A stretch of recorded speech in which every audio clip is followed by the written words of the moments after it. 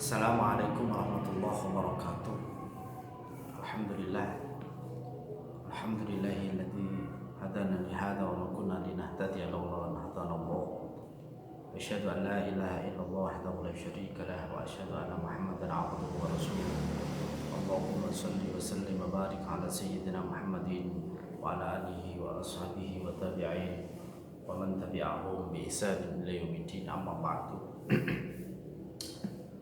Para hadirin, para pemirsa, wabil khusus mahasantri Jemaat Jamiah Yaya Tulungagung yang dimuliakan oleh Allah, semoga masih dalam keadaan sehat walafiat, dalam keadaan semangat menjalankan perintah Allah berupa puasa Ramadan dan senantiasa berusaha semaksimal mungkin menjalankan rutinitas ibadah sunnah lainnya di bulan Ramadan.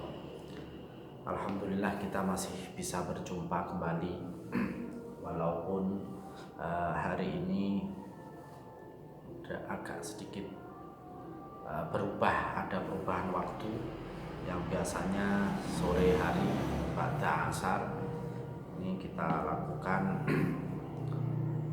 khusus malam ini setelah tarawih karena ada kegiatan yang tadi tidak bisa saya tinggalkan. Sebelumnya mohon maaf ada perubahan waktu hari ini tanpa pemberitahuan terlebih dahulu. Para mahasantri, mari kita lanjutkan untaian kalimah-kalimah hikmah, kalimah-kalimah nasihat, kalimah-kalimah penyemangat kita dalam beribadah di dalam kitab Nashaikhul Ibad. Sekarang kita masuk pada makalah yang ke 19. Ila hadratin Nabi Mustafa Muhammad sallallahu alaihi wasallam yang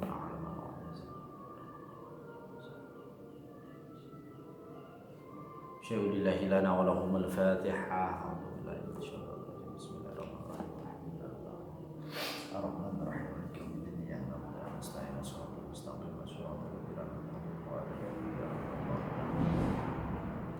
Bismillahirrahmanirrahim. Qala musannifur rahimahullahu ta'ala wa nafa'ana bihi wa bi ulumihi wa amadana bi ibadatihi fid dharain amin. Bismillahirrahmanirrahim. Wal maqalatu tawi maqalah pengucap atau ucapan atas ya ta'asyarata kang nomor 19 iku auha paring wahyu sapa Allah ila ba'dil anbiya'i maring sebagiane pira-pira nabi. Atikni ta'ata sapa sira ing ingsun fima ing dalem perkara amartuka kang perintah sapa ingsun ing sira. Wala taksini lan ojo durhaka sapa sira ni ing ingsun fima ing dalem barang nasoh tuka kang nasihati sapa ingsun ing sira. Ae fima tegese ing dalem barang ta'au tuka kang wis ngajak sapa ingsun ing sira ilama maring barang fi kang iku tetep ing dalem ma asolahu utawi kebagusan. Wa nahaitu kalan nyegah sapa ingsun ing sira amma ando saking barang fihi ku tetep ing dalem ma alfasadu utawi kerusakan. Makalah yang ke-19 itu makalah yang berupa wahyu Allah Subhanahu wa taala diberikan kepada para nabi. Jadi ucapan wahyu ini diberikan kepada nabi. Jadi ila ba'dil anbiya. Namun sebelum kita mengkaji apa isinya, perlu dipahami bahwa nas atau bahasa akademiknya teks itu ada kalanya memang dikhususkan untuk para nabi, tetapi orientasi daripada inti wahyu itu berfungsi atau mustamilun ila jami'in nas. berfungsi, beraplikasi kepada semua manusia. Jadi tuntutan-tuntutan yang disampaikan itu berlaku juga kepada semua manusia yang sebenarnya ya bukan nabi. Ada kaidah dalam usul fikih itu, ya teks itu tidak hanya kadang menggunakan istilah khitabnya atau mukhatabnya nabi, tetapi inti daripada teks itu berfungsi kepada semua manusia, ila jami'in nas. Makolahnya atikni fima amartuka wala taksini fima nasahtuka. Ya. Taatilah semua apa yang telah aku perintahkan kepadamu, jangan kamu wala taksini fima nasahtuka, jangan kamu mendurhakaiku, ya, jangan kamu mendurhakaiku atas apa yang telah aku nasihatkan, ya. Apa yang telah aku nasihatkan. Jadi orientasinya adalah ajakan untuk takwa. Ajakan untuk takwa. Jadi menjalankan semua perintah dan menjauhi semua larangan. Ai fima ta'atuka ila ma fihi as-shalah. Jadi semua perintah Allah Subhanahu wa taala, ajakan-ajakan Allah itu mengandung as-shalah, mengandung kebagusan, mengandung kedamaian, mengandung kesejahteraan. Begitu juga sebaliknya, larangan-larangan Allah Subhanahu wa taala itu kalau dilanggar akan menjadikan kemafsadatan, ya, kemafsadatan. Makanya di dalam kajian maqasidus syariah, ya, maqasidus syariah termasuk di dalamnya semua apa yang diperintahkan oleh Allah Subhanahu wa taala senantiasa membawa kebaikan, ya, membawa kebaikan. Begitu juga larangan-larangan Allah itu kenapa kok dilarang? Karena di dalamnya ada kemafsadatan. Karena di dalamnya ada kerusakan. Sama halnya ketika kita ilustrasikan kepada kehidupan sehari-hari, misalkan orang tua memerintahkan seperti ini, guru kita memerintahkan seperti ini, karena di dalam perintah itu akan membawa kita kepada kebaikan. Sebaliknya ketika orang tua, guru kita melarang seperti ini, seperti halnya ketika kita berada di dalam sebuah organisasi pesantren misalkan, ma'had misalkan, kok di situ ada aturan, ada aturan, ada perintah, ada larangan. Larangan di dalamnya itu kenapa kok dilarang? Filosofinya di dalamnya itu pasti ada kerusakan, ya. Makanya dikatakan wa nahaitu ka'ama fihi al-fasad. Ya, fihi al-fasad. Fima ta'atuka ila ma fihi as-shalah, ya.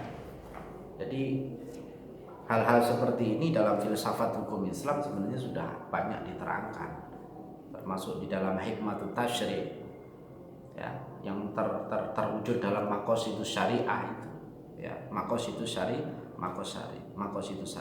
bahasa keren yang sering kita sebut ya filsafat hukum Islam, ya, filsafat hukum Islam. Jadi pasti ada hikmahnya, gitu. Pasti ada hikmahnya. Dalam perintah ada kebaikan, ada dalam larangan itu karena mengandung kemafsadatan, ya, kemafsadatan. Ini perintah yang sifatnya umum atau ajakan-ajakan yang sifatnya umum, sangat umum sekali, ya. Terhadap apa yang dilarang, apa yang diperintahkan oleh Allah, rangkaiannya banyak. Apa yang dilarang oleh Allah juga banyak, ya. Maka dengan ada istilah fima ta'atuka ila ma fihi shalah atau wa nahaituka amma fihi fasad, kita harus meyakini bahwa di dalam perintah itu ada kebaikan. Kalau kita meyakini di dalam perintah itu ada kebaikan, maka kita akan mudah, semangat, senang menjalankan. Begitu juga ketika kita dilarang, kita harus meyakini bahwa di dalamnya ada mafsadah. Maka kita juga semangat akan meninggalkan. Sebagaimana ketika kita diajak makan, semangat karena ada apa? Ada kenikmatan, ada kelezatan di dalam makanan itu. Maka kita berangkat makan itu juga semangat. Begitu juga sebaliknya, ketika kita diajak minum racun misalkan, kita enggan atau bahkan menolak dengan keras. Kenapa? Karena kita meyakini bahwa setelah minum racun itu nanti akan membahayakan diri kita. Begitulah sebagaimana di ajakan-ajakan ini, atini fima amartuka wala taksini fima nasahtuka. Kita harus meyakini itu, ya. Kita harus meyakini itu agar perbuatan kita, ketaatan kita, ya, itu akan membawa kesemangatan kita di dalam menjalankannya. Bismillahirrahmanirrahim. Kita lanjutkan wal maqalatu utawi maqalah ala isyuruna kang nomor 20. Kita masuk pada maqalah yang ke-20 di dalam kitab Nashaikhul Ibad. Iku kila den dawaken apa ikmalul aqli ila akhirih, dawuh ikmalul aqli ila akhirih.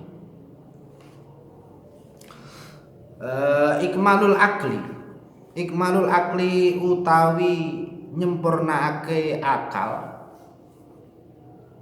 iku itba'u ridwanillahi, manut keridone Allah taala halih mulur sapa Allah, wajtina busakhatihi lan ngedoi bendune Allah. Ai fa khilafu dalika, tegese mongko utawi nulayani mengkono-mengkono ityanu ridwan iku jununun edan. Iku jununun edan. Ya, iku jununun edan. Kesempurnaan akal, ya, kesempurnaan akal itu terletak pada sejauh mana kita menerima ridha Allah. Ya, menerima ridha Allah. Kalau kemarin kita membahas bagaimana akal kita itu bisa sebelumnya bagaimana kita mampu menjadikan akal sebagai raja, nafsu sebagai tahanan. Dalam makalah selanjutnya diterangkan bagaimana akal itu bisa berpikir jernih, murni, bersih, yaitu dengan jalan kita menjauhi makanan-makanan yang haram, termasuk pakaian yang haram, gosok kalau di pesantren atau di organisasi, di kos, gosok itu juga dihilangkan budaya-budaya seperti itu. Ya. Kenapa? Agar pola pemikiran kita itu menjadi jernih, ya, menjadi jernih. Maka dalam makalah yang ke-20 ini menjadi sebuah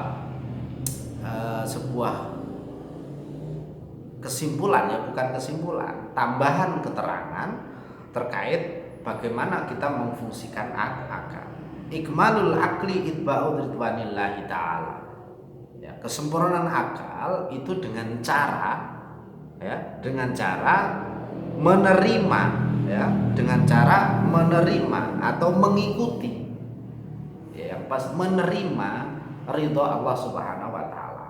Maka secara ekstrim dikatakan atau diartikan kesempurnaan akal itu bisa dilihat sejauh mana kita menerima ridho Allah. Kalau kita menerima ridho Allah dengan maksimal, ya, maka boleh kita itu sebagai orang yang mampu memfungsikan akal kita. Makalah sebelumnya juga distimulus oleh pengarang kitab ini, Syekh Nawawi Al-Bantani. Setelah kita meninggalkan makanan haram, akal kita mampu menjalankan pemikiran-pemikiran yang murni, pemikiran-pemikiran yang jernih, atau berpikir bersih, ya, berpikir bersih. Itu difasilitasi dengan cara bagaimana kita hidup, mulai dari kita terbentuk, mulai terbentuk kita sampai dewasa, anak kecil menjadi dewasa, bahkan sampai tua, bahkan sampai pikun, gigi copot, kemudian tumbuh kembali, rambut rontok, tumbuh kembali, dan lain sebagainya. Itu sebagai stimulus bagaimana kita bisa berpikir, ya. Kita bisa berpikir. Ending daripada pemikiran itu akan menjadikan yang kemarin saya sebut dengan ilmu bermanfaat. Kita kaji ilmu apapun, kalau toh nanti akhirnya yang mengkaji itu akan menambah keimanan kepada Allah, itulah yang kemudian kemarin saya sebut dengan ilmu yang bermanfaat. Bukan asal ilmu yang bisa diaplikasikan saja. Nanti ilmu nyolong, ilmu kejahatan diaplikasikan berarti manfaat. Bukan hanya seperti itu. Tetapi ilmu yang apabila diaplikasikan, diamalkan, nanti akan mendekatkan dirinya kepada Allah Subhanahu wa taala. Maka tak heran di sini dikatakan ikmalul aqli ittiba'u ridwanillahi taala. Kesempurnaan akal itu sejauh mana kita mampu menerima ridho Allah, ya, menerima ridho Allah dengan cara menerima takdir Allah, baik buruk maupun yang baik. Kita nerima itu dengan legowo. Sebaliknya ijtinabu sukhti, ya. Sebaliknya ijtinabu sukhtihi ay fa khilafu dzalik junun. Ya, sama.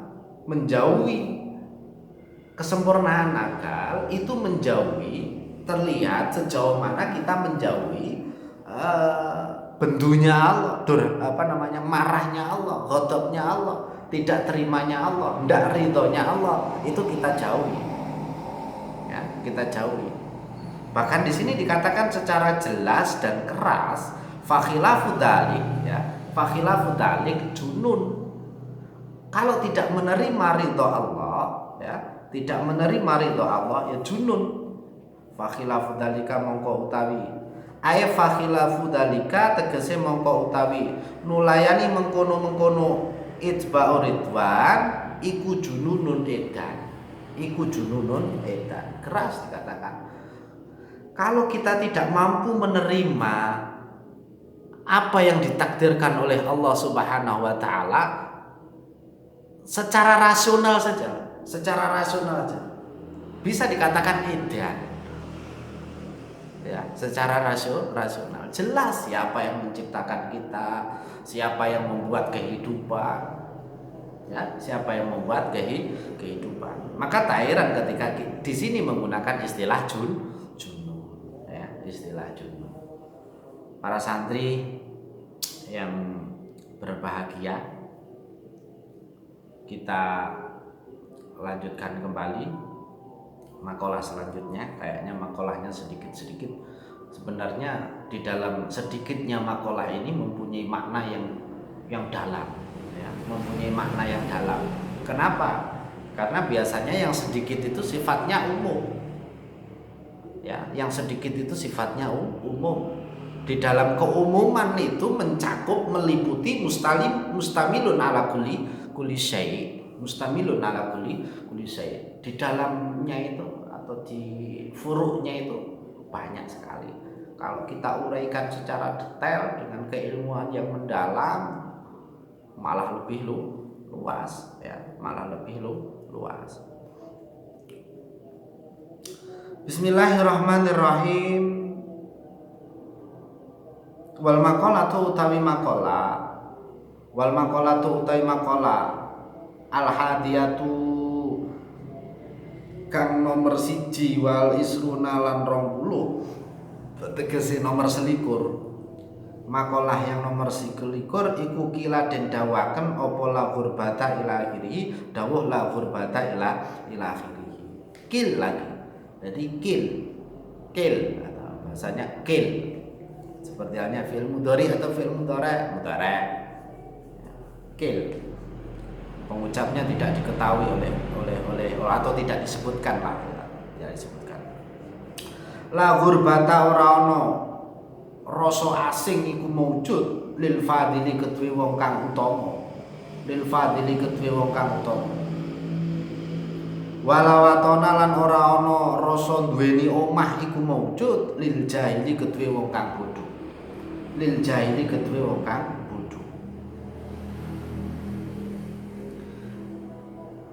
Ayil muttasifu tegese utawi wong kang duweni persifatan bil ilmi kelawan ilmu wal amali lan amal, wal amali lan amal iku kana ana sapa mutasif ana iku mukroman den mulyakaken, muadzaman tur den gongaken, den gongaken itu di ya aja sama dimuliakan, diagungkan. Indan nasi ing dalem ngarsane manusa. Fi aibalatin ing dalam endi negara. Dalam negara. Maksudnya balad di sini bukan negara, ya bisa diartikan negara Indonesia. Secara khusus di sini diartikan tempat, ya, diartikan dengan tempat. Kana mongko tinemu apa balad. Fakana mongko ana sapa apa kullu baladin saben-saben saben-saben negara, daerah indau ing dalem ngarsane mutasif iku watonan omah atau diartikan sebagai tempat. Walau kana lan senajan ana sapa mutasif ana iku ghoriban asing. Ya, ana iku ghoriban asing. Ana iku ghoriban asing. Wal jahil utawi wong kang bodho iku bihilafi dalika kelawan sulayane mengkono-mengkono matkur. Maksude fakana kullu baladin indahu watonan, fakana kullu baladin indahu watonan. Tidak asing bagi orang-orang yang baik, ya. La ghurbatanil fadil, tidak ada keasingan bagi orang-orang yang baik. Baik itu orang yang punya keutamaan. Dengan jalan dia mempunyai, di sini dikatakan ail mutasifu bil ilmi wal amal, ya. Mutasifu bil ilmi, orang baik al fadil di sini dikatakan disifati orang yang mempunyai ilmu dan mampu mengamalkan ilmunya.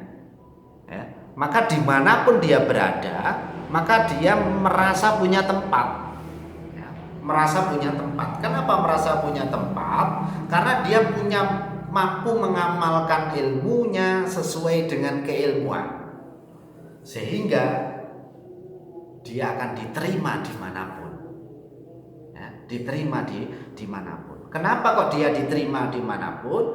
Karena dia mampu membawa, mampu memunculkan kemanfaatan bagi orang lain, termasuk bagi dirinya sendiri. Makanya orang alim, orang yang alim, amil itu diterima dimanapun, di kalangan manapun diterima. Walaupun sebenarnya dia gharib di daerah itu, ya, gharib di daerah itu. Seperti halnya ketika kita mendengar sejarah-sejarah para nabi, sejarah para aulia, dia datang di tempat yang asing, tapi di situ dia diterima, ya. Dia di situ diterima. Kenapa? Ya karena ilmu dan amalnya, ya, ilmu dan amalnya. Dengan keilmuannya dia bisa beramal sesuai dengan kebutuhan daerah itu. Sesuai dengan kebutuhan daerah itu. Seperti halnya ada istilah itu makalah itu ya. Gimana itu? Makalahnya. Man faimalu fawa salima min afati. Barang siapa yang memahami bahasa, termasuk bahasa dimanapun dia berada, maka dia akan selamat daripada mara bahaya atau bencananya bahasa itu. Termasuk maknanya ketika kita berada di suatu kaum, kita harus memahami kaum itu, memahami kaum itu, bahasanya kaum kita juga paham, maka akan selamat.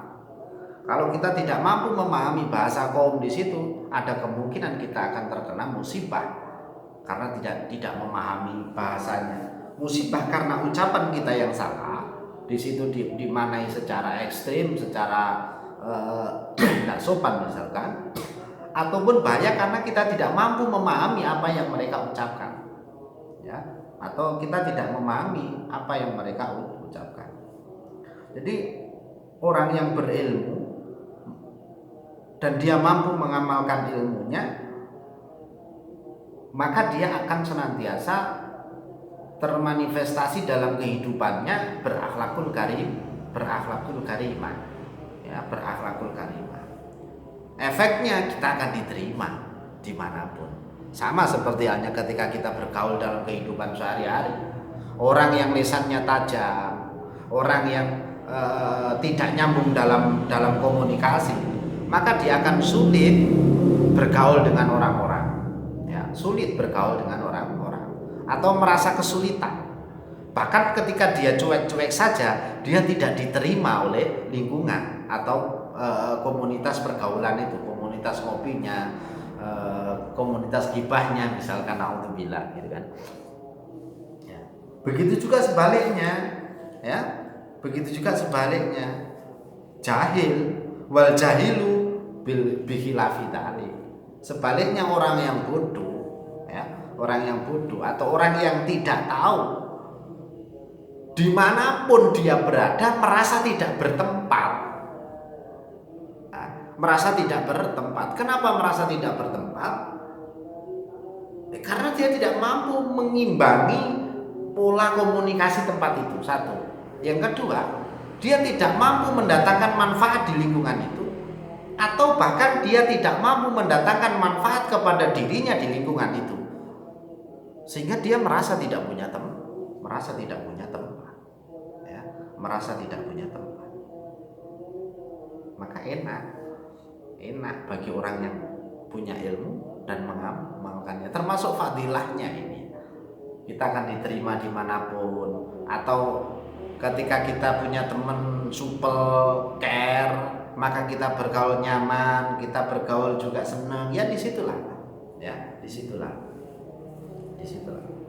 disitulah bentuk daripada aplikasi dari makalah ini, ya, makalah ini. La qurbata lil fadil wala watana lil jahil. Orang yang punya keutamaan, orang yang baik, orang yang berilmu, orang yang mampu mengamalkan ilmunya, dia senantiasa tidak merasa asing dimanapun dia berada, nyaman, ya, nyaman. Ketika ada permasalahan, dia mampu menyelesaikan dengan keilmuannya, nyaman. Ada orang yang iseng, dia menyelesaikan dengan keilmuannya, nyaman. Ya. Ada percecokan, permasalahan yang dimunculkan di hadapannya, dia mampu mengamalkan, menyelesaikan dengan ilmunya, nyaman. Kalau sebaliknya, orang yang bodoh atau orang yang tidak tahu, ya, bahasa paling gampang ya orang yang belum tahu begitu. Orang yang belum tahu, dia merasa tidak nyaman, ya, merasa tidak nyaman. Seperti halnya ketika para santri, para mahasiswa, para siswa, ketika dia ditanya atau sebelum ditanya dia mau masuk kelas, tahu bahwa di dalamnya nanti ada kuis, dia enggan duduk di depan, dia enggan menampakkan wajahnya. Kenapa? Karena dia tidak nyaman, takut, khawatir nanti kalau ditanya kemudian dia tidak bisa menjawab. Gitu kan pengalamannya. Nah, kurang lebihnya begitulah, ya, kurang lebihnya begitu. Bismillahirrahmanirrahim. Wal maqalatu utawi maqalah asaniyatu utawi kang wal maqalatu utawi maqalah asaniyatu kang nomor loro wal isruna lan 20. Nah, wal isruna 20. Iku kila den dawaken apa mangkana ila akhirih, manane man utawi sapane wong iku kana ana sapa man, ana iku bitaati kelawan taat indallahi ing dalem ngarsane Allah, iku qoriban parek, Kana mongko ana sapa man bainan nasi ing dalem antarané manusa iku ghoriban asing. Aiman tegese utawi sapane wong iku istanasa aring-aringan sapa man atau merasa nyaman sapa man bistigholi taatillahi kelawan ketungkul maring taat ing Allah taala halim mulur sapa Allah sara mongko dadi sapa man dadi iku mustauhisan rupek utawa wedi ya wedi anin nasi saking menungso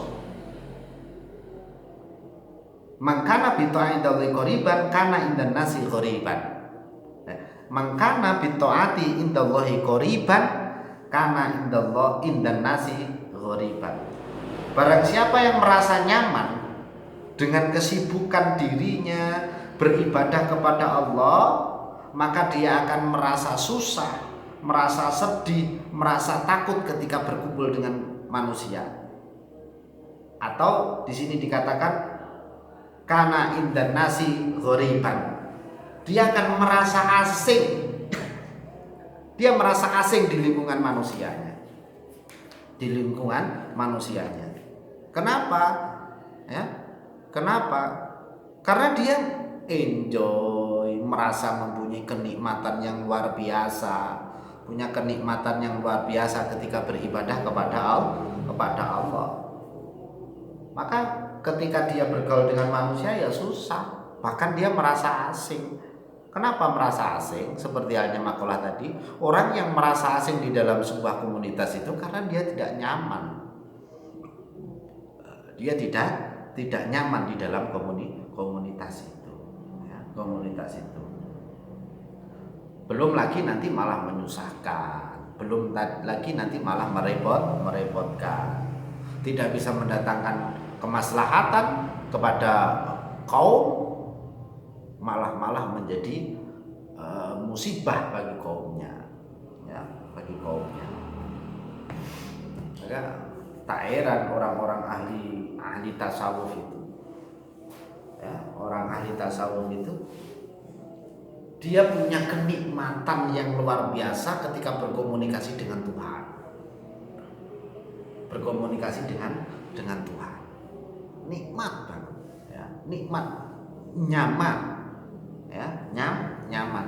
Seperti halnya kita sering mendengar istilah komunikasi kepada Tuhan atau kepada Allah Subhanahu wa taala itu yang paling mudah diwujudkan dalam sholat.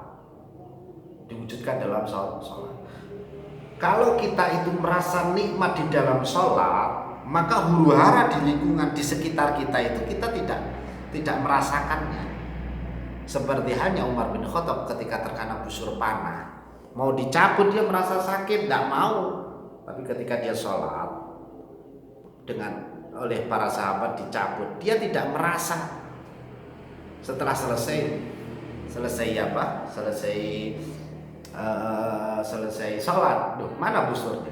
Ternyata sudah dicabut dan dia tidak merasakan. Kenapa tidak merasakan? Karena kenikmatan, ya, kenikmatan. Makanya man ista'nasa bistighali ta'ah sara mustahisan anin nas. Atau man kana bitaati indallah qarib. Nyaman. Seperti halnya ketika kita ngobrol gayeng sama si A. Maka orang lain ngajak bicara atau orang lain ngomong di sekelilingnya, dia tidak menghiraukan atau bahkan dengar tapi tidak masuk. Tidak memahamkan. Artinya ketika ditanya opo begitu. Sekarang lagi ngetrennya ikatan cinta. Ketika melihat ikatan cinta misalkan diceluk mboke, diceluk bapake, ya enggak tergubris karena dia merasa konsentrasi, merasa nikmat dengan komunikasi itu. Ya, komunikasi itu. Maka tak heran ketika orang yang asik taat kepada Allah, ya, dia merasa dekat dengan Allah, dia merasa nyaman dengan Allah, ya, dengan Allah. Maka ketika ada selain Allah, berkomunikasi selain Allah, dia tidak nyaman atau bahkan khawatir, ya, bahkan khawatir. Hadirin para mahasantri yang berbahagia, saya kira untuk malam ini kita sudahi sebagai gantinya sore tadi. Insya Allah besok ya tetap sore ya. Semoga wal maqalatu salisah wallahu a'lam bishawab. Semoga apa yang kita pelajari hari ini membawa manfaat, membawa berkah kepada kita. Kurang lebihnya mohon maaf. Wassalamualaikum warahmatullahi wabarakatuh.